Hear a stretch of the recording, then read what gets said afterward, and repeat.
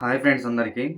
అయితే ఈ షార్ట్ ఎందుకని చెప్పేసంటే, ఆల్రెడీ ఒక పెద్ద వీడియో అయితే పెట్టాను కదా! అది ఎక్కువ పోలేదన్నట్టు. ఒక మహా అంటే 10,000, 16,000 పోయింది.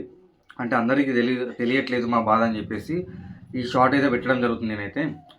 అసలు విషయం ఏంటని చెప్పాలంటే, మేము మా ఫ్యామిలీ అందరం కలిసి కేసీఆర్ సార్ వస్తుండు జగిత్యాలకి అని చెప్పేసి మేము వెళ్తే, ఆల్రెడీ చెప్పాను వీడియోలో. ఇప్పుడు ఇంకొంతమందికి తెలియాలి కాబట్టి ఈ వీడియోలో చెప్తున్నాను నేను. ఎన్నుకున్న మమ్మల్ని మా సబ్స్క్రైబర్లందరూ లేకపోతే చెల్లె అభిమానులందరూ మా చెల్లె అనుకోని వాళ్ళందరూ చెప్తున్నారు మాకు ఆల్రెడీ. అన్న మీ చెల్లె కాదన్న మా చెల్లె మిమ్మల్ని మీ అందరం సపోర్ట్ చేస్తాం, ముందుకు పంపిస్తాం అని చెప్పేసి వాళ్ళు మాకు సపోర్ట్ చేసి ముందు దాకా తీసుకెళ్లారు, స్టేజ్ ముందర దాకా. తీసుకెళ్ళిన తర్వాత మేము బ్యానర్లు పట్టుకొని ఇలా ఉంటే, అంటే ఫస్ట్ బ్యానర్ పట్టుకున్నాం, ముందు దాకా వెళ్ళాం. జనాలందరూ కలిసి మమ్మల్ని ముందు దాకా పంపించారు. చాలా అంటే చాలా సపోర్ట్ చేశారు. వాళ్ళందరికీ నేను చాలా చాలా ధన్యవాదాలను, థ్యాంక్స్ చెప్పుకుంటున్నాను. అయితే విషయం ఏంటని చెప్పానంటే, ఆ బ్యానర్ పట్టుకొని కేసీఆర్ సార్ అక్కడ ముందర మాట్లాడుతున్నాడు. చాలామంది బీఆర్ఎస్‌కు సంబంధించినటువంటి అంటే ఆ పార్టీ సభ్యులందరూ అక్కడ స్టేజ్ మీదనే ఉన్నారు. ఇట్లా మేము పట్టుకొని ఉన్నప్పుడు బ్యానర్‌ని ఖచ్చితంగా అందరూ చూశారు. ఆల్రెడీ నేను ఆ వీడియోలో పెట్టాను చూడండి ఒకసారి. ఇట్లా పట్టుకొని ఉన్నప్పుడు అందరూ ఇట్లా చూస్తూ ఉన్నారు ఖచ్చితంగా.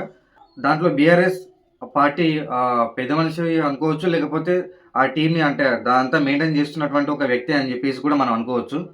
ఆ వ్యక్తి మాకేం చెప్పాడంటే, ఇక్కడ మమ్మల్ని ముందర చూసి, మా వల్ల డిస్టర్బ్ అవుతుందని చెప్పేసి, మరి ఏమనుకున్నాడో తెలీదు. డిస్టర్బ్ అవుతుందని చెప్పేసి అనుకున్నాడో మరి, లేకపోతే జనాలందరూ మమ్మల్ని చూడట్లేదు, వీళ్ళనే చూస్తున్నారని చెప్పేసి అనుకున్నారో, మరి అతను ఏ రకంగా అనుకున్నాడో తెలీదు గానీ, మమ్మల్ని అయితే పక్కకు పిలుచుకొని, అంటే ఇట్లా, "బాబు మీరు ఇట్లా రండి, ఇట్లా పక్క పండి వచ్చి ఉండండి, మేము మాట్లాడిపిస్తా" అన్నట్టు ఆయన పక్క పండి పిలుచుకుంటే, మేము పోయి స్టేజ్ పక్క పండి కూర్చున్నాం. లోపలికి పంపించారు మమ్మల్ని.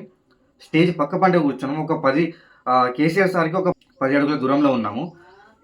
అదంతా మాట్లాడిన తర్వాత ఇప్పుడు మన చెల్లె గురించి. నా చెల్లెని చెప్పేసాను. చాలామంది ఎంతోమంది ఫోన్ చేసుకుంటే ఏడుస్తున్నారంటే, మన చెల్లె. "అన్న మా చెల్లె అన్న మీకోసం మర్డర్ చేస్తాం. వాడి సంగతి చూస్తాం అన్న. మీకు సంబంధం లేకుండా వాడు మీ దగ్గరికి రాకముందుకే బయటకొచ్చినంటే మేమే చంపేస్తాం" అని చెప్పేసి చాలామంది అంటున్నారు. వాళ్ళందరికీ నేను ఖచ్చితంగా వాళ్ళ రుణం తీర్చుకోలేను చెప్పాలంటే. వాళ్ళు ఇంత మాకు సపోర్ట్ చేస్తున్నందుకు. కాకపోతే నేను చెప్పేది ఒకటే, 10 అడుగుల దూరంలో ఉన్నాడు. ఒక్క మాట గిట్లా వీళ్ళ సంగతి ఇలా జరిగిందని చెప్పేసి ఆ స్టేజ్ మీద ఉన్నటువంటి ఒక్క నాయకుడు అన్న చెప్పినట్లయితే మేము అక్కడి దాకా వెళ్ళేవాళ్ళం. ఖచ్చితంగా మాకు న్యాయం జరిగేది. అయితే కేసీఆర్ సార్ అసలు మమ్మల్ని పట్టించుకొని ఒక్క మాట చెప్తే బాగుండేదని చెప్పేసి మేమైతే చాలా చాలా అనుకున్నాము. చాలాసేపు అక్కడ కూర్చున్నాము. అమ్మాయి ఏడుస్తున్నది అక్కడ. మేము అనుకుంటున్నాం పిలుస్తారేమో అన్న ఆశతోటి ఉన్నాం. కానీ వాళ్ళు పిలవలేరు. ఇప్పుడు టైం చాలా అయిపోయింది. పార్ట్ 2లో చెప్తే, ఇప్పుడు షార్ట్ ఉన్నది కదా, పార్ట్ 2 పెడుతున్నాను షార్ట్ అనేది. దాంట్లో చూడండి. ఓకేనా?